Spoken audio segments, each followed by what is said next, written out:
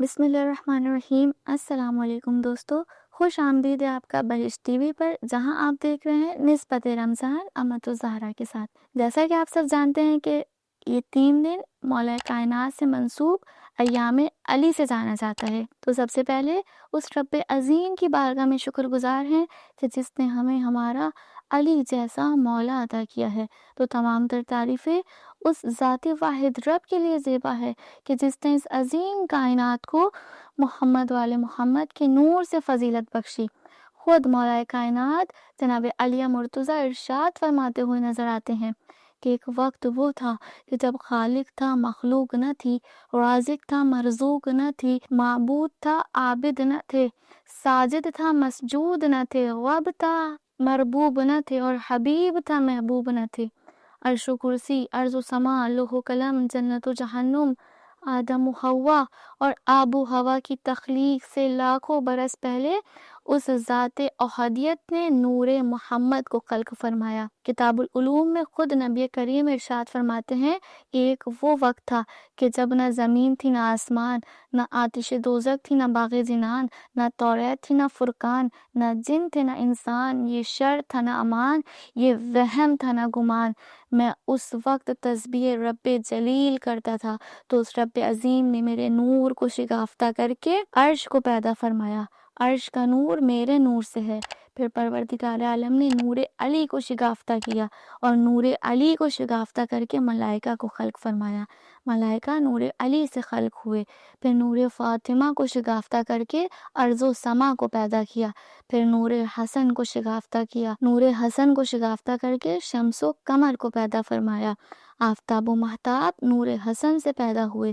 پھر نور حسین کو شگافتہ کر کے جنت اور حور العین کو خلق فرمایا۔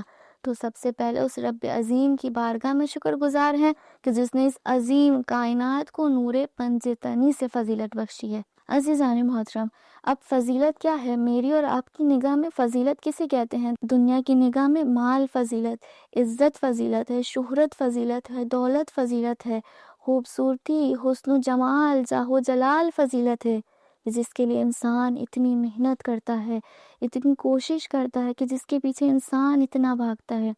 لیکن حقیقت میں فضیلت کسے کہتے ہیں؟ اگر فضیلت کو شمار کرنا ہو تو کتاب حیات القلوب میں ارشاد الدہلمی لکھتے ہیں کہ اگر فضیلت کو شمار کرنا ہو تو 4 فضیلت ہیں۔ علم فضیلت ہے، عفت فضیلت ہے، عدالت فضیلت ہے اور شجاعت فضیلت ہے۔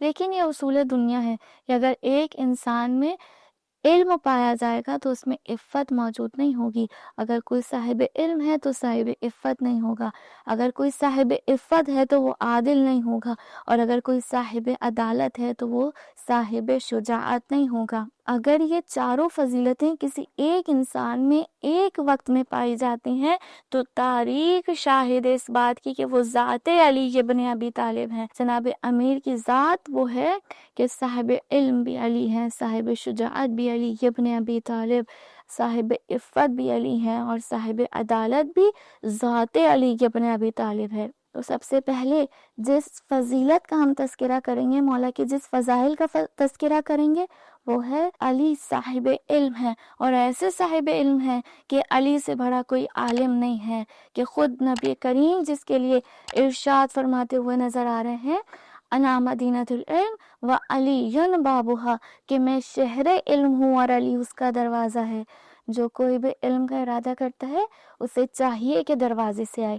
ابن عباس سے روایت ہے کہ جناب امیر نے اس علم کی تعلیم دی جس علم کی رسول خدا نے، اور رسول خدا کو اللہ نے، تو بس علی کا علم رسول کا علم ہے اور رسول کا علم خدا کا علم ہے۔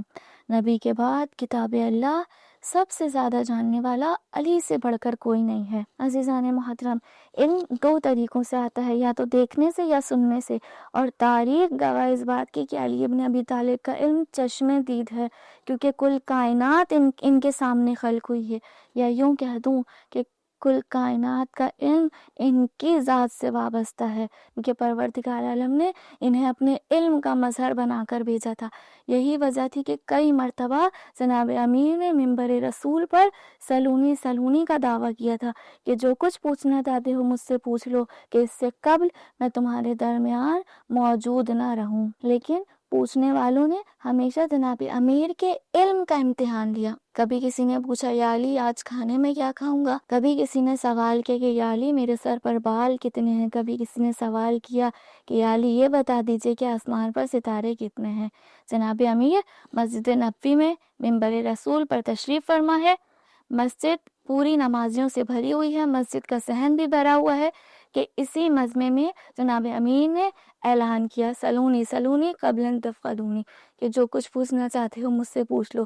مجمع کے درمیان سے ایک شخص کھڑا ہوا، کہا یا علی آج میرے سوال کا جواب دیجئے۔ مولا نے کہا پوچھ لو، کیا پوچھنا چاہتے ہو؟ کہا یا علی یہ بتا دیجئے کہ اس وقت جبریل کہاں موجود ہیں۔ جناب امیر نے نگاہوں کو بلند کیا، آسمان کو دیکھا، آسمان کی بلندیوں کو دیکھا، پھر زمین کو دیکھا، زمین کی گہرائیوں کو دیکھا، دائیں جانب دیکھا، تمام صحراؤں کو دیکھا، صحراؤں کے ذرات کو دیکھا، بائیں جانب دیکھا، تمام سمندروں کو دیکھا، سامنے دیکھا، تمام مخلوقات کی ارواحوں کو دیکھا، پیچھے دیکھا، پھر کہا کہ او سوال کرنے والے، جہاد کی 6 قسمیں ہیں، دائیں بائیں اوپر نیچے آگے پیچھے، میں نے 6 کی 6 قسموں میں دیکھ لیا، مجھے جبرائیل کہیں پر نظر نہیں آئے، صرف 2 شخص باقی ہیں، ایک تو ہے دوسرا میں ہوں، میں تو ہوں علی ابن ابی طالب اور تو ہی جبرائیل امین ہے۔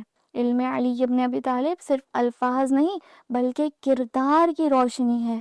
جو علی کے علم سے وابستہ ہو جائے وہ جہالت کے اندھیروں سے نکل جایا کرتے ہیں۔ پروردگار عالم اس نسبت رمضان میں ہمیں بھی علم علی کی معرفت نصیب فرمائے اور اس پہ عمل پیرا ہونے کی توفیق عطا فرمائے۔